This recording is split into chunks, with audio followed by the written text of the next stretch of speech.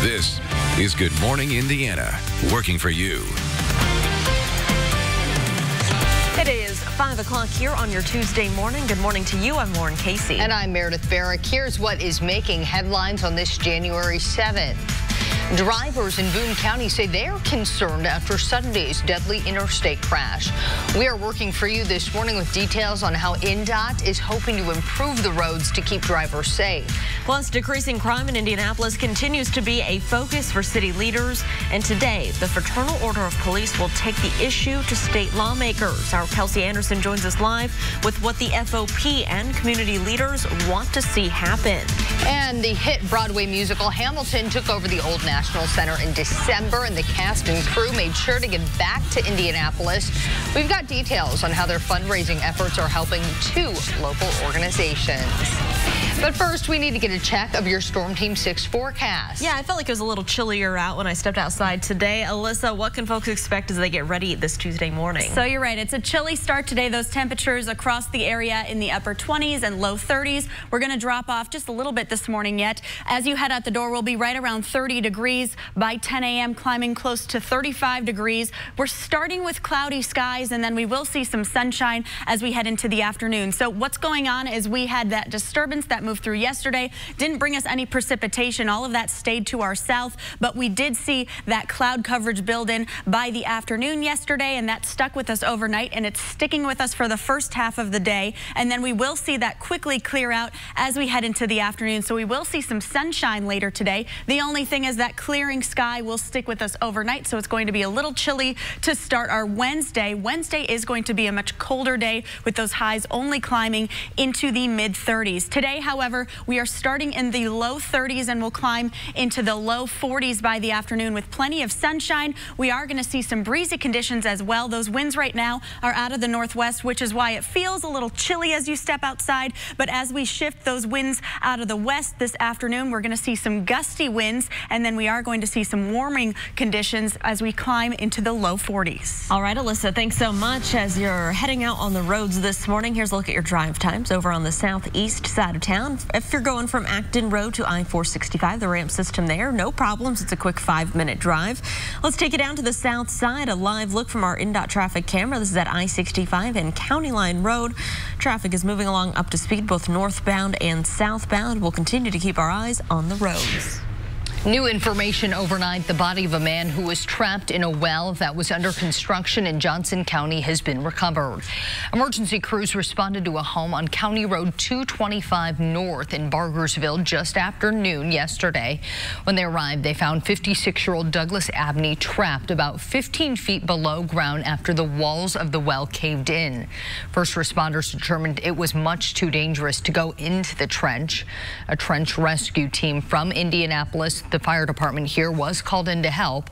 After about 10 hours, they recovered Abney's body just before 10:45 last night. Also overnight, a man accused in a shooting that led to a standoff on the north side of Indianapolis is in custody. Officers were called out to a home on Marquise Lane near 79th Street and Township Line Road around 4:40 yesterday afternoon. The victim, who was found on the sidewalk, said that he was shot by a friend. That led to a SWAT situation with the suspect. He was taken into custody shortly after 7 o'clock. Call 6 Investigates is working for you, digging into the history of the semi-truck driver accused of causing Sunday's deadly crash on I-65 in Boone County. We found Matthew Small has been warned many times about his driving habits, both professionally and personally. Indiana State Police cited Small just this past summer on I-69 for following too closely in his truck. He paid his fine to Carmel City Court in full back in November. Small also has violations dating back to 2002 in Michigan and Ohio for reckless driving, speeding, driving on a suspended license, and improper stops. We reached out to the trucking company where Small was working. We have not yet heard back. Well, we spoke to the people who drove through Boone County in that area where the crash happened, and they tell us that there's been traffic issues with that exit ramp before. Traders Point Christian Church draws thousands to the area each week. A spokesperson for that church tells us they work with local police departments to control traffic flow. The state has also been watching growth in this area between 2012 and 2015. INDOT added additional travel and turn lanes and exit lanes. An INDOT spokesperson says plans are in place to help relieve some traffic traffic issues here, but drivers still need to do their part as well. You have to, as drivers, drive and put those distractions down. Pay attention, your full attention on the roadway each and every time we get behind that wheel. As part of an upcoming improvement to the area, NDOT plans to add a new interchange between Whitestown Parkway and State Road 267 and redo the interchange at State Road 267. New information about the investigation into a deadly crime spree across central Indiana that eventually led to the arrests of 3 people. Police say they solved this case quicker because of new technology and teamwork. The Marion County Prosecutor's Office has filed murder charges against Richard Garrett, Rashana Farrow, who are both pictured here, as well as DeLance Hatcher, who is not pictured. Garrett, Hatcher, and Farrow are accused of killing Devin Gillespie in an apartment on Edgemere Court on the city's northeast side on October 16th. The next day, Garrett is accused of hitting and killing Anthony Mack with his car on Tacoma Avenue. Garrett and Farrow were arrested in Hamilton County in November in connection to the death of a Fishers police canine named Harley. First and foremost on my mind is Harley and Officer Koopman, who lost his partner that night. We now know through this process and these investigations what exactly this suspect was involved in, and we now know that Harley gave his everything to protect us tomorrow, and the officers on the scene that night gave everything to protect our community and our regional partners from this criminal that walked among us this night. IMPD and Fishers police say this murderous crime spree wouldn't have been solved without some new technology and cooperation between IMPD and the Fishers Police Department through an effort called the Crime Gun Intelligence Center. Call 6 Investigates got an inside look at the work being done at the Marion County Crime Lab on behalf of that Gun Crime Intelligence Center. Last year, the lab performed ballistics tests on more than 3,000 guns. The work done here helped police make more than 300 arrests, including this newly solved crime spree. Rafael Sanchez got an inside look at what happens in that lab. We have that story coming up for you at 6 a.m. The time right now is 5:07, and as the 2020 legislative session continues today, the Fraternal Order of Police will present the facts of crime in our capital city. Yesterday, RTV6 spoke with the president of the FOP, and our Kelsey Anderson is joining us live this morning with a closer look at the violence here that doesn't seem to be slowing down. Kelsey, good morning. Good morning, Lauren. So we are just on day 7 of 2020, and already there have been 3 murders in Indianapolis. Now, Rick Snyder, the president of the Indianapolis FOP, says he doesn't see it slowing down unless there are big changes made. Snyder tells RTV6 our capital city is in crisis, and it will take a group effort to start making real changes. And he's making several recommendations to curb violence in the city. He wants to establish a commission on criminal justice outcomes so bond policies can be reviewed and those accused of violent crimes will stay behind bars. He also wants the city to look at the juvenile justice system, put mandates on the number of jail beds in Marion County to prevent overcrowding, and he believes creating a public database to track criminal histories will help curb the violence. I have to tell you, we are facing this surging level of violence, and there's no signs of it slowing down. Proof positive, we've already had 3 murders in the beginning of this year already, the first week. Today, the FOP will present the facts on what's really happening in our city to state lawmakers in hopes that they will see just how serious the problem is. Now, yesterday, Snyder and the FOP, along with the 10 Point, had a meeting with Governor Eric Holcomb, but he says it's going to take many more leaders to make big changes in our city. Reporting live, Kelsey Anderson, RTV6. Kelsey, thank you. The hit Broadway musical Hamilton is leaving its mark on the Circle City. A local organization will receive nearly $14,000 thanks to the fundraising work of the cast and crew during their stop here in Indianapolis. More than 66,000 people packed the Old National Center to watch the award-winning show. After each performance, cast members collected donations for 2 nonprofits. Broadway Cares, a nonprofit that helps people with chronic illnesses across the country, and the Damien Center, an Indianapolis-based organization that works to prevent the spread of HIV and AIDS in Indiana. Nearly $28,000 were raised. The money will be split evenly between the two organizations. It is 5:09. Butler's fast start in non-conference play has earned the Bulldog men a spot in the top 10. In the Associated Press poll, the Bulldogs are ranked 6th. That's the highest ever in season ranking. Butler racked up a string of quality wins in non-conference play, including victories over Purdue, Florida, Missouri, and Minnesota. The team's only loss was by 1 point at Baylor, another top 10 team. Butler is next in action Friday when they host Providence.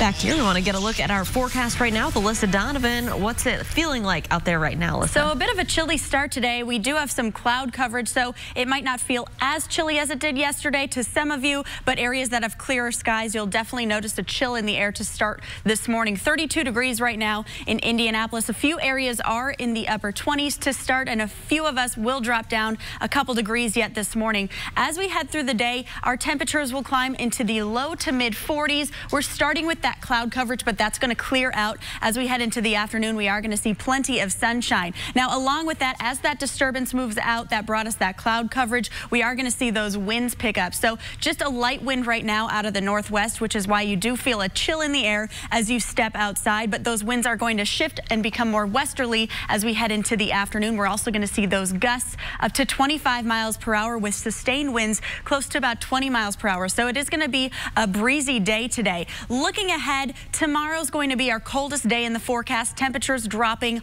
off into the 20s to start Wednesday, only climbing into the mid 30s with sunny skies, but it's going to be a chilly day. And then we are going to start to see those afternoon showers Thursday, plenty of rain as we head into the weekend. All right, Alyssa, thanks so much. Former National Security Advisor John Bolton says he will testify at President Trump's impeachment trial if subpoenaed. Details on what that means for the process going forward. And if you're looking to make some extra cash while driving an iconic piece of history, hot dog, do we have the job for you? Coming up, the qualifications you need to become an official Oscar Mayer hot dogger. Okay, well, don't have any Wienermobiles out on the roads right now, but this is a live look down the south side, I-65. Our camera here at County Line Road. Good morning to you in Greenwood and on the south side. Everything is traveling along up to speed. We'll be back with more just after the break. Hiring Hoosiers only on RTV6. Chevron has evacuated all of its American oil workers from Iraq following last week's U.S. airstrike in Baghdad. The company said it's taking a precautionary measure to ensure the safety of its employees and facilities. Another major U.S. oil company, ExxonMobil, which has operations in southern Iraq, says it's closely monitoring the situation and has its measures in place to provide security.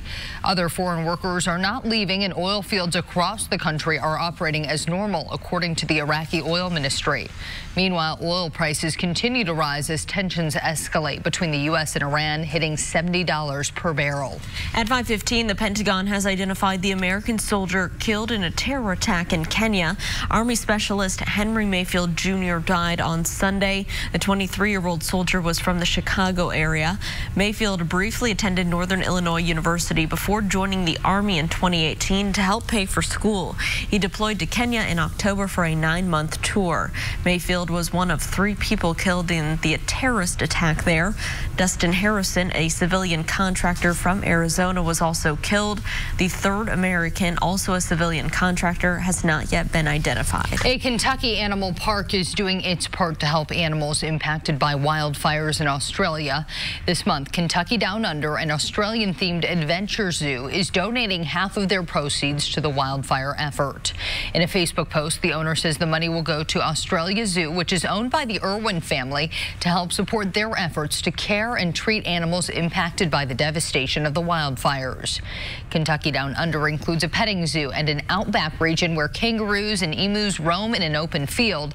It is open 7 days a week. Here at home, things are quiet, calm. It's going to remain that way for a bit of time, Alyssa. Yeah, so for the next 2 days or so, we are in good shape. Today, we are starting with chilly conditions, but it will be more mild as we head into the afternoon. Our temperatures are once again just a little bit above average. We do have a breezy day on tap, and then we are staying dry today, tomorrow, and much of Thursday. By Thursday afternoon and evening, we have the first wave of showers coming through, and that's going to stick with us. Those wet conditions will stick with us into the weekend. We have the potential for some flooding because of all the rain we are expecting from 2 different low pressure systems. Today, however, it's going to be a dry day. We're starting with some cloud coverage here in Indianapolis and in Bloomington. Those temperatures in the upper 20s here in Indianapolis, a little warmer, 32 degrees right now. We have those winds are starting to shift and become a little bit more southerly as we head through the day. We are going to see those shift out of the west. We are going to see those winds pick up a little bit as well. So right now, very light winds. As we head through the day, though, we're going to see those winds out of the west up to about 15, 20 miles per hour, and those gusts close to about 25 miles per hour. So you will notice a little breeze as you step outside today. The good news is that breeze is out of the west instead of the north, so it won't add to the cold. It will add to the warmth that we're going to feel today. So what's going on right now is we had that disturbance move through yesterday, brought us all this cloud coverage. That's going to continue into this morning, and then we are going to start to see things clear out quickly, though. By the noon hour, we'll be into the low 40s with some sunshine. Those sunny conditions will stick with us into the afternoon. Clear skies overnight means tomorrow's going to start a little bit colder with those temperatures in the low 20s across the area. Wednesday is going to be our coldest day in the forecast, and then by Thursday we do have the first round of showers coming in. It also brings us some gusty winds along with us. With it, the second round comes in late Friday and into Saturday. That's when we're going to see the potential of anywhere between 2 and 4 inches of rainfall. But the next couple days are staying dry. 45 for our high today. We are going to see that sunshine by the afternoon, and then overnight dropping off a little bit with those temperatures starting tomorrow morning, a little colder than what we're seeing today with those temperatures in the mid-20s. By Wednesday, sunny skies on tap, but it is going to be cold. Highs into the mid-30s. Afternoon showers on Thursday. Wet weather sticks with us through Saturday, possibly even a snow flurry by Sunday, looking at up to 4 inches of rainfall by the time this 7-day forecast is done. All right, Elizabeth, thanks so much. We're keeping a close eye on your commute this Tuesday morning. Here's a live look at I-70 near the airport ramps. No problems traveling eastbound or westbound in that area on the interstate. So if you're heading out to the airport to catch a flight early this morning, maybe dropping someone off, you shouldn't have any issues getting there. Let's take a look right now over on the northwest side. I-65 here looking at 56th Street. Traffic starting to pick up a little bit, as you can see. The good news right now around the Indy metro area, no crashes to slow you down. The trial of Harvey Weinstein is now underway, and now the disgraced movie mogul is facing more charges. Weinstein is facing 5 felony charges in New York after several women came forward accusing the 67-year-old of sexual abuse, harassment, and secret settlements. Hours after the trial began Monday, the Los Angeles County District Attorney's Office announced it's charging Weinstein with rape and sexual assault. The new charges come as jury selection gets underway in New York. Weinstein has pleaded not guilty. He faces life in prison if convicted on the most serious charge, predatory sexual assault. At 5:20, Baby Yoda exploded into the mainstream last year, but it turns out that pop culture may be misinformed. The producer who created Star Wars The Mandalorian series featuring this adorable little green creature says there's no way the character known as the child in the series is a young version of Yoda. That's because the timeline doesn't match. The Mandalorian is set after the Return of the Jedi, and Yoda died in the original trilogy. The producer says that there are a lot of theories about the creature's identity, but he's not giving away any hints. Fans will just have to wait until the fall to see if that question is answered. Well, now to a dream job opportunity for anyone who has ever wished they were an Oscar Mayer wiener. The company is hiring a Wienermobile spokesperson. The position requires going around the country in the hot dog-shaped vehicle and being an ambassador for Oscar Mayer. The company is looking for outgoing, creative, friendly, graduating college seniors for the job. It's a 1-year commitment. We've got more information on how you can apply on the RTV6 app. Oh, Lauren, I'm so upset we're too old. Hiring Hoosiers. There we go. Yep. Well, Hyundai is looking for an affordable automobiles, but now it's looking to the skies. Details on its new aircraft and a partnership that could have you soon taking flight. And a high school volleyball player has a new grip on life thanks to some cutting-edge technology. Coming up, see the life-changing gift she just received. We'll be right back.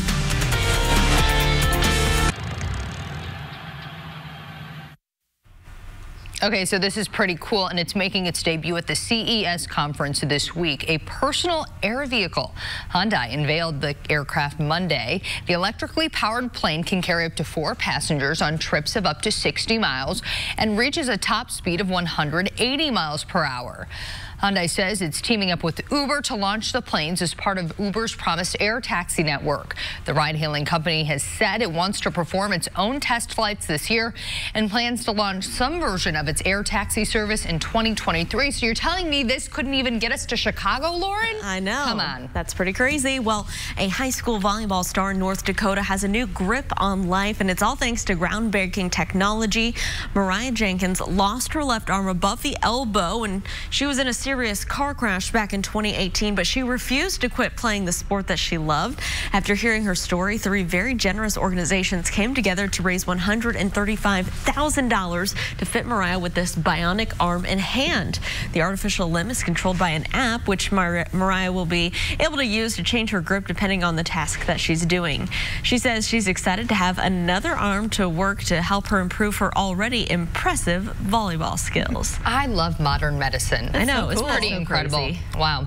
All right, Alyssa, something that we're also loving, at least I am, is the weather, because it's not typical for the beginning of January. No, we're definitely a little bit above average. We're about 10 degrees above average with our afternoon highs, so that's the good news. I know we were spoiled Christmas week with those temperatures in the 60s, but keep in mind this is still really nice for this time of year. We're starting chilly this morning with some clouds, but we'll clear out those clouds by the afternoon. We'll see some sunshine, highs creeping into the mid-40s.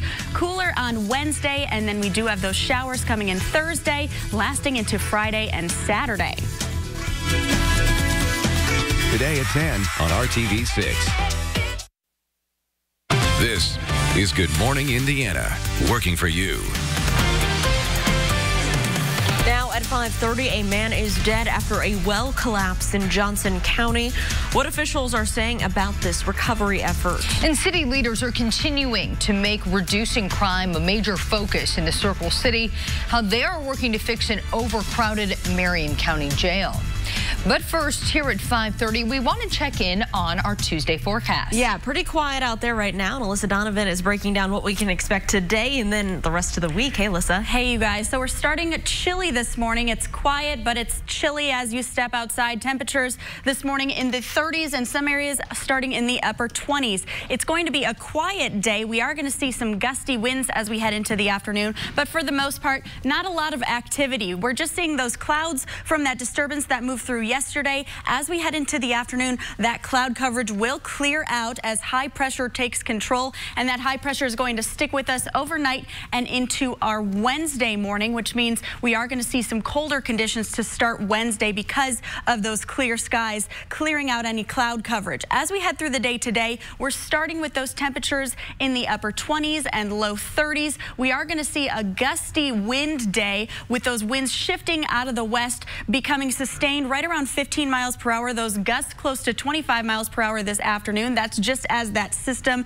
that came through yesterday moves out. Highs today will creep up into the mid 40s. Some areas close to 50 to the south of us. So just be aware it's going to be above average and mild day. We do have some colder days tomorrow, colder temperatures rather tomorrow before we warm way up in the 7-day forecast with some chances of showers. I'll have those details in just a few minutes. All right, Alyssa, thanks so much. Here's a live look right now at traffic. This is over on the east side of town, I-70 and Sherman Drive. Traffic you can see is traveling smoothly, both eastbound and westbound. No issues to slow you down. So let's plan out your drive. South side drivers, we're taking a look at your commute as you head up State Road 37, starting at Bluff Road, heading to I-465. It's a quick 8-minute drive, so no major issues there for hopping on in sort of that Wicker Road area. And then over here on northbound I-65, Southport Road to I-70 at the North Split, a quick 10-minute drive, no issues. So let's take you up to the northwest side, I-65, a live look here at 56th Street. Traffic you can see is traveling up to speed northbound and southbound, picking up as it moves across your screen. We'll continue to keep our eyes on any crashes. We're still following breaking news out of Puerto Rico this morning. Within the last hour, we have learned a 6.5 magnitude earthquake has rocked the territory. The quake was centered on the south side of the island. We are still working to learn if that earthquake caused any damage. Now, this morning's earthquake comes just one day after a 5.8 quake hit Puerto Rico's southern region. We are also following breaking news out of Iran this morning. That's where the Iran state television reports 35 people were killed in a stampede during the funeral for the Iranian commander Qasem Soleimani. He was killed in a U.S. airstrike last week. ABC News reports that 48 other people were injured. You're looking live at the funeral services, which continue at this hour. Iranian television reports that the funeral drew nearly 1 million people to the country's capital. Soleimani's death has sparked calls for revenge against America. New information overnight after a well collapse in Johnson County killed one man. Emergency crews responded to a home on County Road 225 North in Bargersville on reports of a man trapped inside of a well. First responders could not see him and say it was too dangerous to go into the trench. After 10 hours, they recovered the body of 56-year-old Douglas Abney. Officials say County Road 225 North has since been reopened. It is 5:33 and officials are still investigating this 9-car crash that took the lives on I-65 of 2 adults and an infant Sunday. Friends and family there remembering 21-year-old Mariah Tomei, 1-year-old Hadley Tomei, and 19-year-old Kaylee Kirk. Jacob Bird worked with Mariah Tomei. He says he's still in shock over these deaths. She was just so nice to everybody. Like, she stood up for me at work, and you know, she didn't tolerate people being rude to each other, and she was always smiling and joking, and yeah, it seems surreal. Well, both Kirk and Tomei graduated from Lebanon High School. According to the school, both students were very involved there. Because of that, counselors are available to help anyone grieving those losses. And the semi-driver charged in the crash, Matthew Small, asked the Boone County Sheriff's Department to release this note. It reads, quote, "My heart and prayers are with the families. I am in agony over this whole ordeal," end quote. He's being charged with 3 counts of reckless homicide. A suspect in a homicide case on the west side of Indianapolis is in custody this morning. Police arrested Lyman Spurlock in connection to a deadly shooting in a neighborhood near 10th and Raceway Road. Investigators found LeSean Parker shot to death around 9:45 Sunday night. The prosecutor's office will review the case and make a charging decision. A trial continues this morning for a man charged in the 2018 murder of an Indianapolis woman. 37-year-old John Woodcock is facing murder and battery charges in the death of Heather Medujano. Testimony in this trial began on Monday. According to court documents, Medujano was shot in the head inside of a home on Indy's southeast side. She was allegedly trying to stop an argument between Woodcock and another man, Adam Walls, when she was shot. Walls was also allegedly struck by Woodcock with the same gun used in the murder. Indiana Senator Eddie Melton is now out of the race for governor. The Democrat from Gary announced he is dropping out to devote his time to his work as a state senator instead of campaigning. Melton began his campaign back in October and was the 3rd candidate to join. The 2 other Democratic candidates, former state health commissioner Dr. Woody Myers and tech executive Josh Owens, are still in the race. Governor Eric Holcomb is seeking re-election. As the 2020 legislative session continues today, the Fraternal Order of Police will present the facts of a crime in our capital city. Working for you, RTV6 spoke with the president of the FOP, and our Kelsey Anderson joins us live this morning with a closer look at the violence that doesn't seem to be slowing down. Kelsey. Hey, good morning. So we are on day 7 of 2020, and already in this year alone, 3 people have been murdered in Indianapolis. And Rick Snyder, the president of the Fraternal Order of Police, says he doesn't see it slowing down unless big changes are made here in Indianapolis. So Snyder tells RTV6 that our capital city is in crisis, and it will take a group effort to start making real change. And he's making several recommendations to curb violence in the city. He wants to establish a commission on criminal justice outcomes so bond policies can be reviewed and those accused of violent crimes will stay behind bars. He also wants the city to look at the juvenile justice system and put mandates on the number of jail beds in Marion County to prevent overcrowding. And he believes creating a public database to track criminal histories will also help. Over the Christmas holiday, Christmas week and New Year's week, these are the numbers. We had 33 people shot, 14 stabbed, and 7 people killed. Of the 7 killed, 2 were babies and 2 were women. That's just in the last 2 weeks alone, when everybody else was slowing down and they were on vacation and taking a break. Violence takes no vacation, as you can see. According to Snyder, in just the last 2 months of 2019, 153 people were shot or stabbed in Indianapolis. While those numbers are down from 2018, he says it's still not acceptable. Yesterday, Snyder had a meeting with Governor Eric Holcomb here at the State House, and he says it went well. But today he will present the facts, to lawmakers here at the State House later on this morning, and he's hoping that everyone can work together to make big changes for Indianapolis. Reporting live, Kelsey Anderson, RTV6. Kelsey, thank you. We are learning more details on the closing of an anchor store at Washington Square Mall. Burlington says it will end operations on January 24th and that all employees have been made aware of the situation. The store began its closing sale this past Friday. Burlington's departure will come after the closing of Dick's Sporting Goods store just on Monday. Target is the only remaining anchor store at the East Side Shopping Center. In August, the mall came under new management, which says it is still committed to the facility. It is 5:38. Governor Eric Holcomb is honoring a late Holocaust survivor, Eva Kor, with a day to teach more about people in her story. He signed a proclamation Monday announcing January 27th, 2020 to be Eva Education Day in the state of Indiana. That's also the 75th anniversary of the liberation of Auschwitz. Kor dedicated most of her life to educating people about the Holocaust after she survived medical experiments in Nazi concentration camps. She created a museum in Terre Haute and led multiple tours through the camps in Europe. Kor passed away this past July. We do want to toss things over to Alyssa Donovan and a look at our Tuesday forecast. Hey, Alyssa. Hey, it's a chilly start today. Those temperatures in the upper 20s and low 30s across the area. We're at 29 degrees in Bloomington right now, 32 in Indianapolis, 26 up in Peru. Feels a little chillier than that just because of these northwesterly winds. They're very light winds, though, so we're very close to these actual temperatures when you walk outside.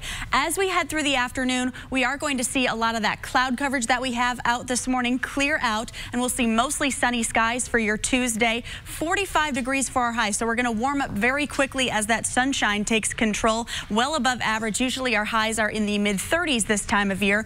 By the afternoon, we're also going to see some gusty winds as they shift. We're going to see those wind gusts out of the west about 25 miles per hour, so you'll notice that breeze today. Looking ahead to tomorrow, it's going to be our chilliest day in the 7-day forecast. Highs only reaching the mid-30s. Again, that's where we should be this time of year, though, with sunshine. And then Thursday, Friday, and into Saturday, that's when we have plenty of rainfall coming our way. Alyssa, thanks. U.S. troops continue to deploy to the Middle East after the death of a top Iranian commander. Coming up, the letter accidentally released by the Pentagon with our intentions to stay in Iraq. And popular furniture store IKEA is paying millions after a toddler was killed by a dresser. Still ahead, the historic outcome of that family's lawsuit. It's 5:40. We'll be right back. Doctor about Chantix. Thousands of U.S. troops are on the move, being deployed into the Middle East following the killing of Iran's top military commander. The Pentagon was forced to confirm that, contrary to a letter sent to the Iraqi government, there are no plans to withdraw American troops from Iraq. ABC's Serena Marshall has the latest. American soldiers leaving home, landing in the Middle East. 3,500 troops from the 82nd Airborne, 6 B-52 bombers deployed to the region, bracing for retaliation after the U.S. drone strike that killed Iran's top military commander, General Qasem Soleimani. Millions of mourners turning out for his funeral. ABC's Martha Raddatz in Tehran. There was weeping on the street, but that was mixed with anger and a real call for revenge. President Trump continues to defend the killing of Soleimani, telling Rush Limbaugh. And we had a shot at it, and we took him out. And we're a lot safer now because of it. Now, we'll see what happens. Chairman of the Joint Chiefs of Staff also defending the decision to kill the Iranian general, calling the evidence compelling. Did it exactly say who, what, when, where? No. But he was planning, coordinating, and synchronizing significant combat operations against U.S. military forces in the region, and it was imminent. General Mark Milley also saying there are no plans to withdraw American troops from Iraq after a draft letter was accidentally circulated that indicated troops were moving out. Milley saying it was never meant to be made public, adding nobody's leaving. But comes as Iraq's parliament took a non-binding vote to kick U.S. troops out of the country, angry the killing of Soleimani occurred on their soil. The U.S. government and NATO have also now announced a pause to fighting ISIS, so American troops can protect their own at U.S. military bases in Iraq. But that means only the Iraqi army is there to fight ISIS if the caliphate chooses to go on the offensive. Serena Marshall, ABC News, Washington. New details are emerging in the stabbing death of Barnard College freshman Tessa Majors in New York City. She was attacked in December while walking in Manhattan's Morningside Park. Law enforcement says one of the two 14-year-old suspects has a healed bite mark on his finger. Officials believe it could be evidence of his involvement in the attack. Neither suspect is in custody at the time. A 13-year-old suspect is behind bars and facing murder charges. At 5:46, IKEA will now have to pay $46 million to the family of a toddler killed by a dresser. The 2-year-old died back in 2017 after an IKEA dresser fell on him. His parents argued in court that the furniture store should have done more to inform them about the recall on that dresser. The settlement is believed to be the largest for the wrongful death of a child in U.S. history.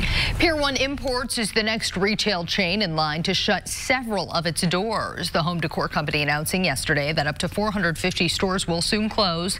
That's nearly half of the company's stores as the chain loses business to online shopping. Pier 1 says it will also shut down distribution centers and lay off several people at its corporate office in Texas. It's unclear right now how many workers will be out of a job.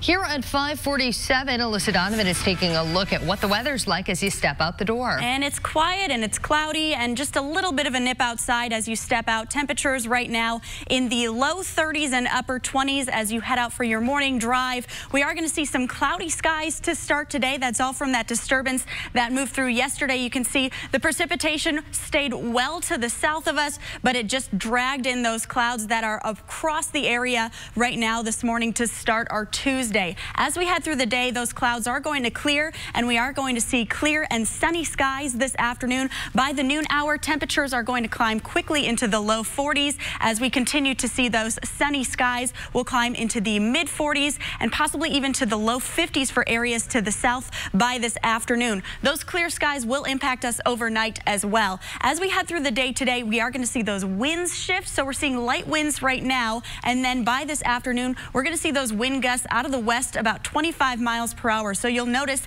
it will be a bit of a breezy day. Those westerly winds will help usher in a little bit of warmer air and help push out those clouds, which is why we will see sunshine this afternoon. And that's why we will also see those temperatures about 10 degrees above average today. By tomorrow morning, a little bit of a chillier start than what we're seeing today. We're going to drop a few more degrees overnight because we are going to see those clear skies. Temperatures to the north of us will barely creep into the low 20s. We'll be right around 25 degrees tomorrow morning in Indianapolis. So that will be a day that you want to grab that warmer jacket because we're not going to warm too much throughout the day either. We're going to stay in the mid 30s with our daytime highs for your Wednesday. By Thursday, some changes come in. Thursday afternoon is when we start to see some rain showers from this first system. We have two low pressure systems that will impact us over Thursday, Friday, and Saturday. The first one is going to mostly bring light rain showers and some gusty winds. It's also going to take our temperatures up into the 50s. By Friday afternoon, the second wave comes through. That one is actually moving up from the south. So along with it, it's bringing a lot of that Gulf moisture, which is why we do have the potential of seeing anywhere between 2 and 4 inches of rainfall by the time those two systems have moved through the area. We could see some localized flooding, especially along streams and rivers by the time those two systems move through. So we'll keep an eye on that for you. Let you know if there's any advisories or warnings in effect as that system gets closer. Today, however, mostly sunny skies, 45 degrees for our high. Tomorrow, a colder start to your Wednesday, highs only into the 30s. All right, Alyssa, thanks. Let's take a look at your commute through Hamilton County. Traveling southbound right now on I-69 from State Road 37 in Fishers to I-465. No delays, a quick 5-minute commute. Let's take a turn now to the downtown area. Our INDOT traffic camera here showing traffic is traveling up to speed at the South Split. We'll continue to keep our eyes out for any crashes or delays that might slow you down. A couple from The Bachelor is under investigation for allegedly cheating to win $1 million in a fantasy sports contest. Jade Roper Tolbert and Tanner Tolbert met and tied the knot on the show in 2016. The pair took part in a DraftKings NFL playoff contest this past weekend, and Jade won. Other players have since objected. DraftKings rules prohibit, quote, colluding with any other individuals or engaging in any type of syndicate play. The Tolberts noted that they submitted 150 picks each with no overlap in the lineups, which doubled their chances of winning as a couple. The Tolberts have not commented on the investigation. At 5:50, get ready for the biggest battle in game show history. Tonight, Jeopardy's top 3 winners of all time will face off for the title of greatest of all time. Alums Ken Jennings, Brad Rutter, and James Holzhauer will compete in the series of matches with host Alex Trebek. The winner will get $1 million prize. The other 2 contestants will receive $250,000. You can watch the competition right here on RTV6 starting at 8 o'clock tonight and every weekday through the 16th. Looking forward to that. Well, some of the most talked about technology this week is all about the bathroom. Now, after the break, we'll show you the new gadgets that Charmin is revealing in Las Vegas. It's 5:51. We'll be right back after this short break. To JanuaryIndyBoatShow.com. Welcome back. It is 5:54 on your Tuesday morning, and here's a look at traffic up on the north side. I-465 here, a view from Keystone Avenue where you can see traffic's really picking up already at this early hour. Traveling up to speed, though, both eastbound and westbound. No crashes on the north side at this hour to slow down your Tuesday commute. A toilet paper company is debuting some of the most talked about gadgets at a tech conference in Las Vegas this week. Charmin's first creation is a Rollbot, which is a Bluetooth enabled and can bring you a new roll when you need it. They also unveiled Smell Sense. It's a device that can sense when the bathroom smells less than fresh and will warn you on your smartphone. Their third reveal is called VIP, and it's a premium porta potty. Sounds right up my alley. Right. It even includes a virtual reality headset and surround sound speakers. Now, these won't actually be sold to the public. They were only for conference attendees. Darn it, I could really use that Robot, I was to about be to say honest. that. We've all had those emergency situations where you're like, we're out of toilet and paper. No one else is and no home, one's around. and you're just like, well, yeah. Help. Guess, yeah.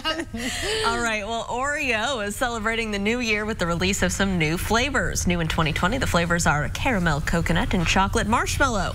Chocolate marshmallow Oreos have the marshmallow pieces in the cookie and the chocolate marshmallow cream in the filling.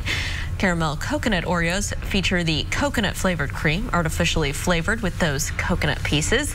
The flavors are already in grocery stores and nationwide, so you can check them out if you're feeling adventurous. Sounds good to me. Yeah. All right.